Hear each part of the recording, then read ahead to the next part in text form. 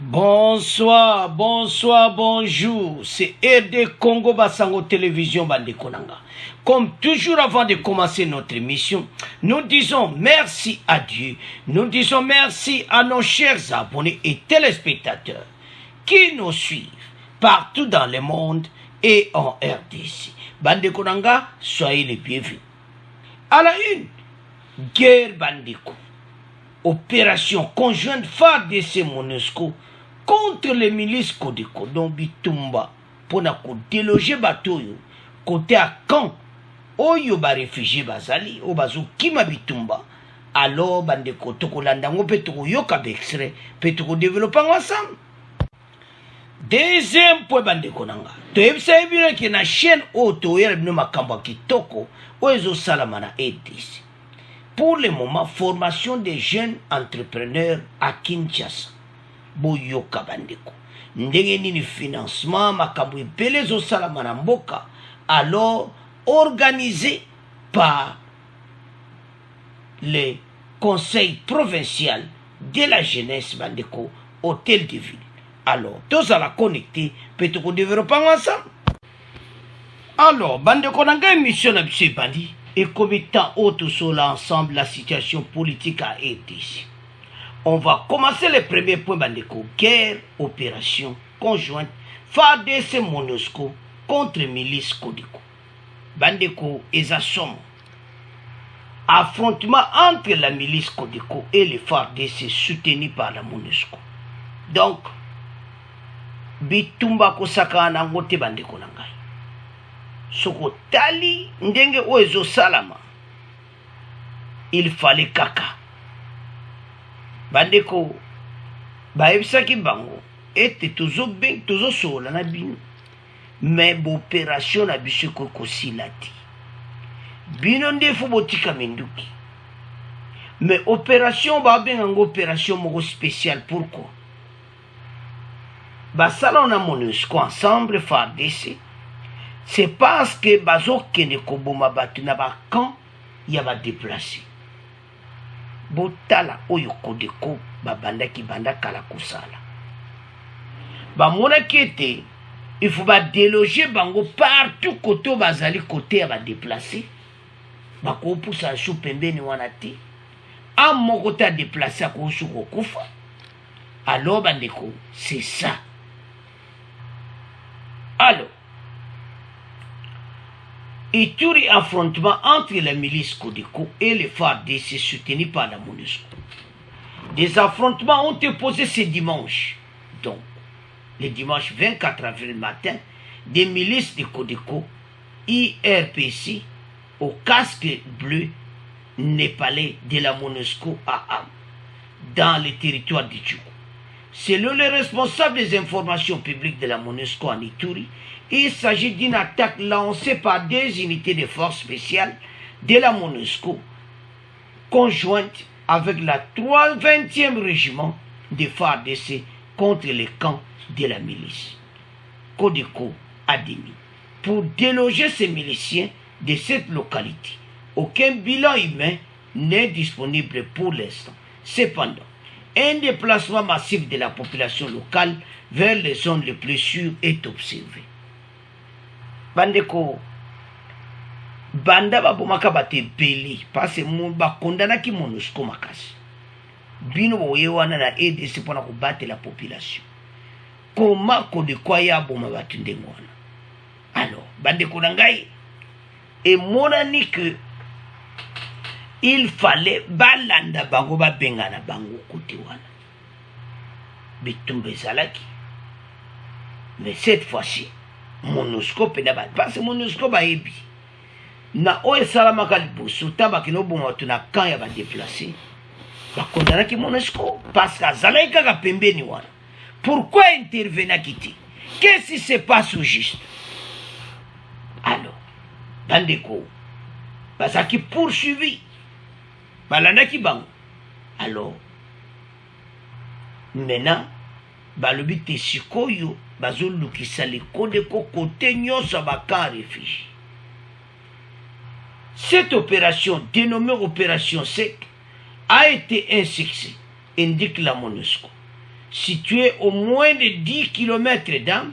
Ce camp était l'un des plus grands de la milice Codeco qui opère dans la région depuis plusieurs années en commettant des atrocités contre la population civile. Babandakala, mais bozala ki wana.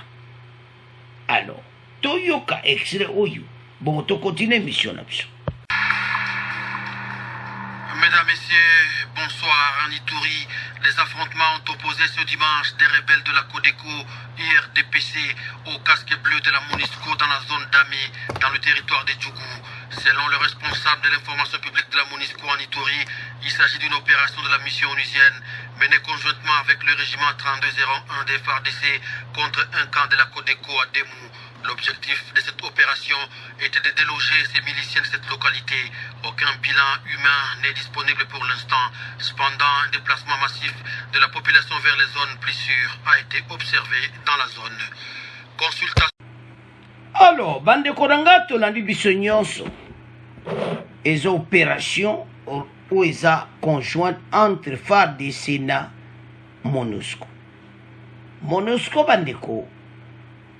Bah comment ça les faut bah comment travailler nandinga makasi sur ndenge zakili busudi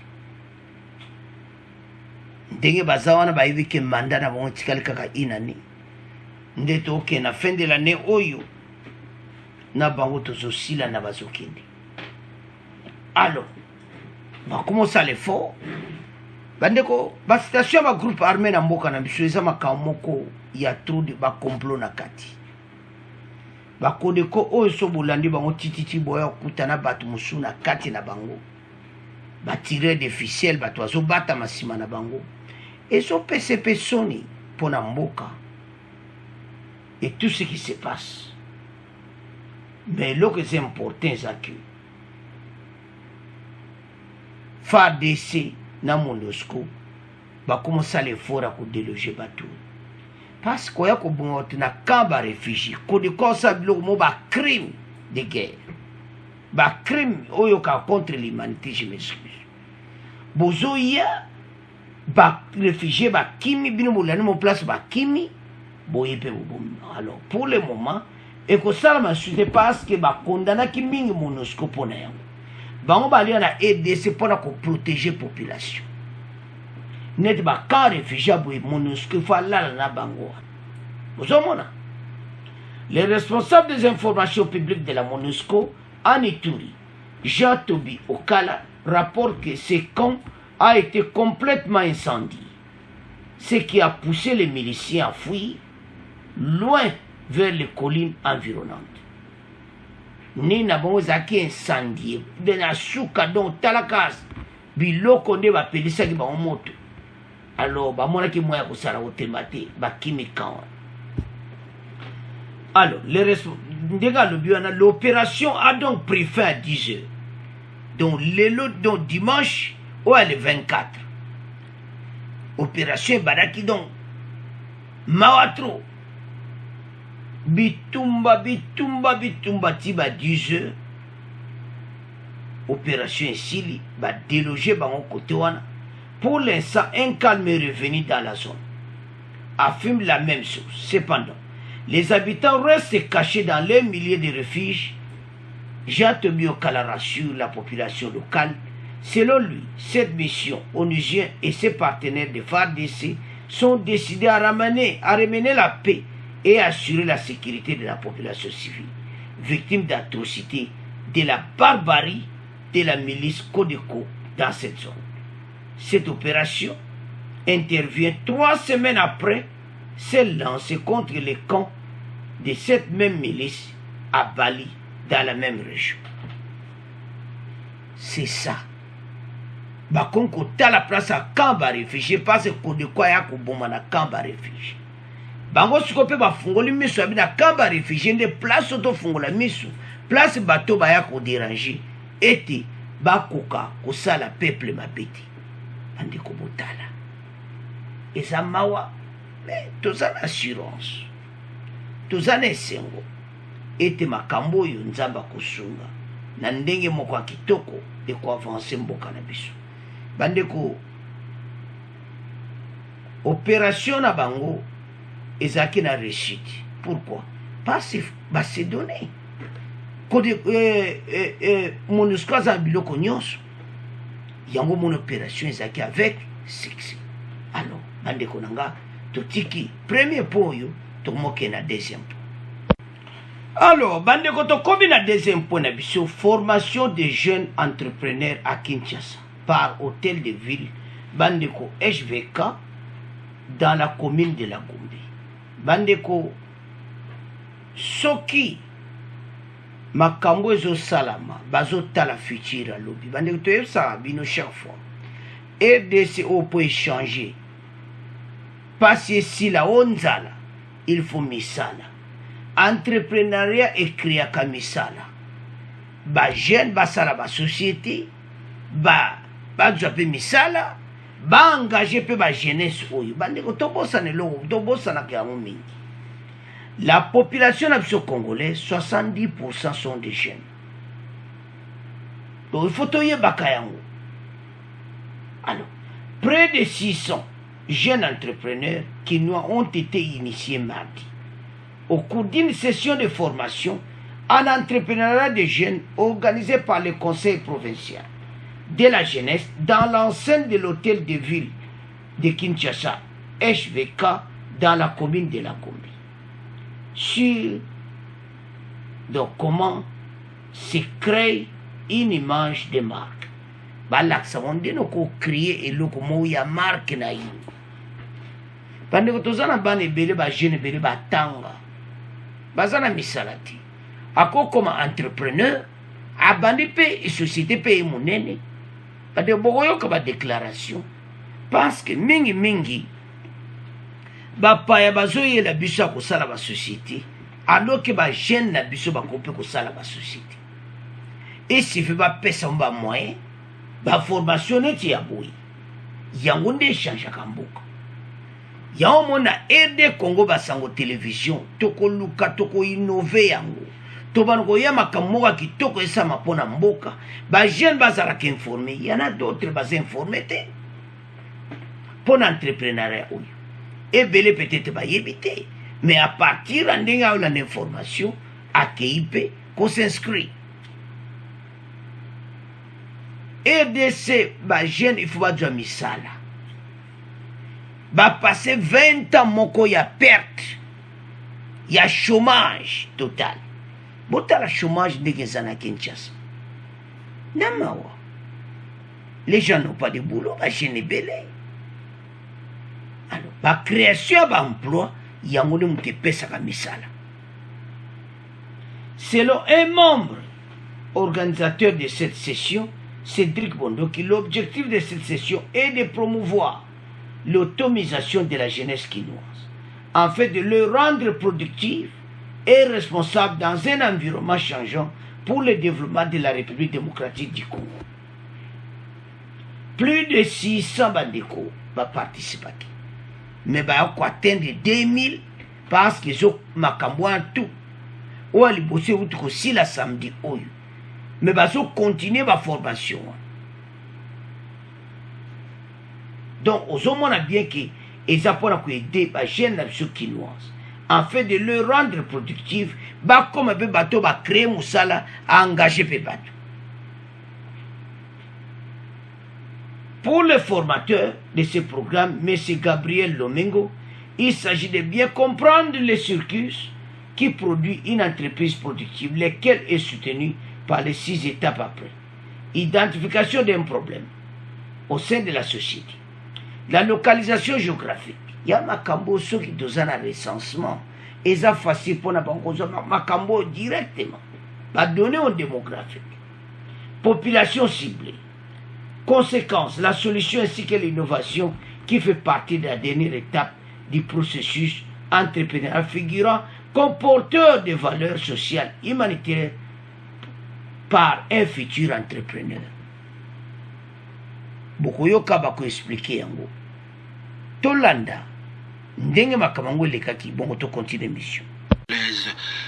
Améliorer les compétences des jeunes et des femmes en matière de l'entrepreneuriat par la mise en œuvre des micro-entreprises.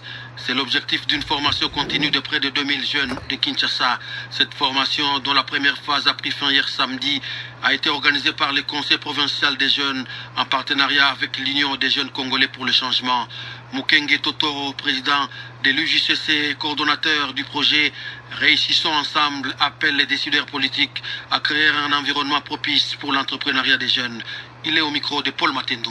Nous soutenons toutes les initiatives d'entrepreneuriat des jeunes et au travers de notre projet, puisque nous sommes dans la phase de l'entrepreneuriat, il était question de leur solliciter ou bien de leur encourager à pouvoir appliquer à la formation des entreprises que le projet est en train de vouloir financer. Et puis, le meilleur des projets des jeunes sera soutenu et financé par notre projet. Comme je viens de le dire, ici, aujourd'hui, c'est dans le secteur de l'entrepreneuriat. Pour que nos jeunes, pour que nous puissions réellement prospérer sur le plan des initiatives entrepreneuriales, il faut qu'il y ait un environnement créé par la politique. Ce sont des lois qui créent l'environnement nécessaire pour l'exclusion. Aujourd'hui, vous voyez, l'économie congolaise est vraiment polluée par des mains extérieures. Les finances congolaises sont toutes entre les mains des étrangers, puisque les initiatives privées nationales ne sont pas soutenues.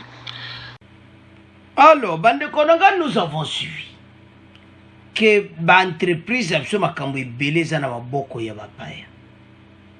Parce que biso moko toza soutenu. Bande ko gouvernement bazo raisonner musika. Soko mone bela ba jeune wana ba sopani bande konanga 600 déjà. Ba juyango. To pesa me 600 wana lo muta sala entreprise. 600 entreprises. Bazo compter tina 2000, c'est-à-dire bon la première phase yango na 600, mais bolandi wana que 2000 bakozwa part nango. O bako continuer formation. Bako pesa bango ba moyen. Bango bako koma ba entrepreneur. Ba zipe mbongo na banque, ba salipe musala, ba zipe mbongo ba zongzipe na banque. Donc travail moi ko salama et ko edembo kana ndenga mukiti. Yango tose sa ba congolais. Était temps yo biso tout réveil, to la muka. Parce qu'il y a un boulot où ils ont salama na niveau gouvernement. Gouvernement a sama le koneta ba kotaki. Ba pesa ba message beli. Bango ba yepo ba changer mboka. Pour ma kamuna mboka oyo EDC change. Chômage leki tellement ya trop. Yango zomona ba problème tout ozana ngona mboka. Ezamawa. Il a indiqué que devenir un jeune entrepreneur obéit à ces principes cités ci-haut, lesquels un initiateur d'un projet, caractère d'une entreprise doit se soumettre afin de se faire utile auprès de tiers. Bandeko, eza makambo moko kusakana nguti. Eza makambo ko edemboka na biso na ndenga kusakana ti. Entrepreneuriat ko changer makambo ebele.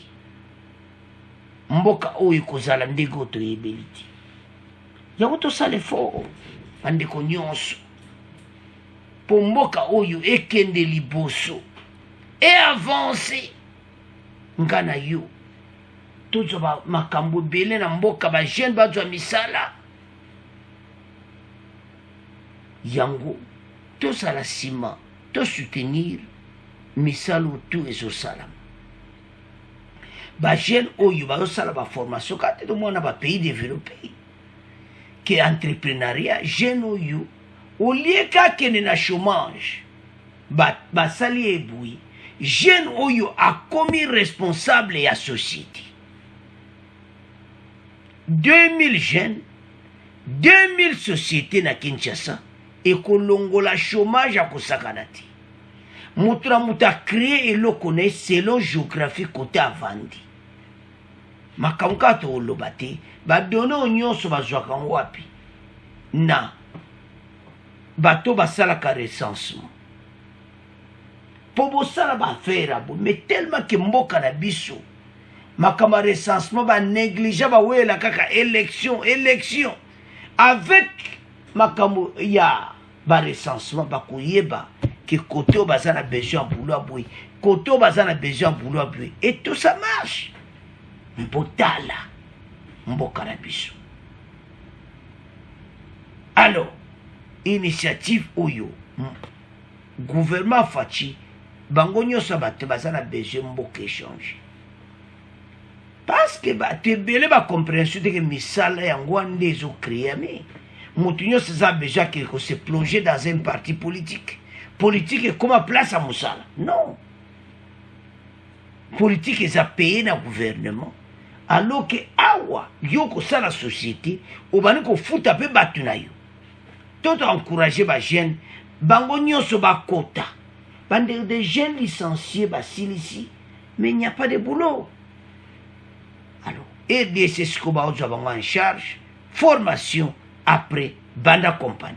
Alors bande konanga botala mboka ndenge ezochanger makambo ebele ya otoyesa bino ke na Congo News 24 chaîne na biso monene kuna mwa totia babiloko nyonso ya te tozala be information ya kitoko mpona mboka yango ntina tosalaki deuxième chaîne mpo awa topresentaka babiloko parce information oyo ebimi lelo lobi mosusu ebimi.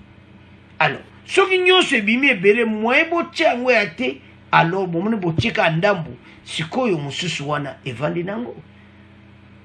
Alors il fallait tout ça yango bosabone massivement na chaîne oyo po tomemaka biinformation ya boye mpona développement mboka. Merci na ndenge bolandi émission bo abonné massivement bo partager ba jeune entrepreneur na Kinshasa ba ken ko kutana na bakonzi na hôtel de ville de Kinshasa Gombe pour ba toute la formation ndenge ni ba jeune ba kota. Alors c'est à ce point donc mon clôturer mission na biso bo abonné massivement. Au revoir, à la prochaine.